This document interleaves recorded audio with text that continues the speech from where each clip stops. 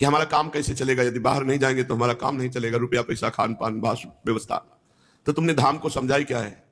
धाम की समानता करोड़ों कल्प तरु नहीं कर सकते। यदि आप धन की ही आकांक्षा करोगे तो मारा घूमेगा धन, भोग की आकांक्षा करोगे तो भीड़ लग जाएगी भोगों की। अभी आपने धाम को रिझाया नहीं है, धाम को अभी अपने हृदय में स्वामी नहीं माना, इसलिए आपको भटकना पड़ सकता है। और यहां की महिमा है, यदि आप ऐसा सोचेंगे कि बिना बाहर जाए काम नहीं बनेगा तो आपको बाहर जाना ही पड़ेगा, तभी आपका काम बनेगा। अगर आपने सोच लिया कि मर जाऊंगा बाहर नहीं जाऊंगा तो सारे काम घर बैठे बन जाएंगे। अपने घर बैठे बनते हैं काम। कमी क्या है?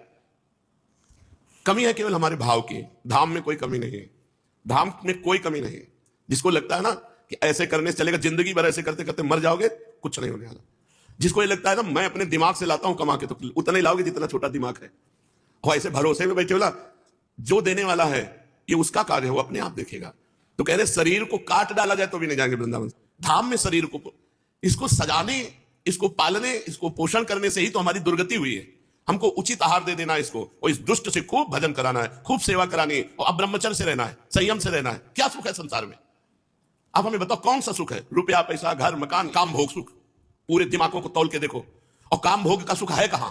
मलमूत्र के द्वारों में। वो द्वार कैसे? जिनको छू लेने के बाद कई बार नजर लगाकर हाथ धोकर तब पवित्र माना जाता है। बुद्धि भ्रष्ट है। तो चलो जब तक रही तब तक रही, अब जब परमार्थ में आ गए तब तो सिंहवत रहो, उठो।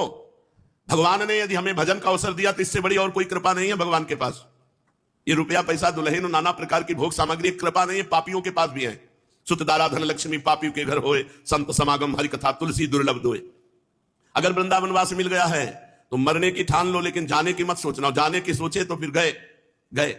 बहुत हृदय जलता है कि यार इतना बढ़िया जीव को अवसर मिला भगवत प्राप्ति का, ये भगवत प्राप्ति का कोई महत्व ही नहीं समझते। जहां साल 2 साल भजन की हृदय जला, देखो भजन का फल है उदासी।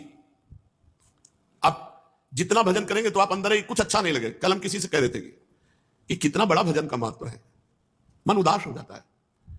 लोग परलोक उसको कुछ अच्छा नहीं लगता।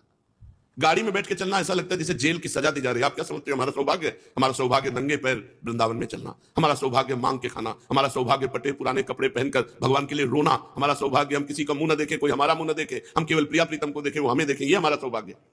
पर जो जो प्यारो करे सोई मुनि भावे, जैसे प्यारे रखे। जीवन ऐसा नहीं। आज तक स्वप्न में ये कुछ नहीं आया है अभी तक। वही फटे पुराने कपड़े, वही भीख मांग के खाना, वही एकांत में पड़े रहना। स्वप्न आएंगे तो ऐसे ही आएंगे। अभी सूक्ष्म शरीर में इनका प्रवेश नहीं हुआ।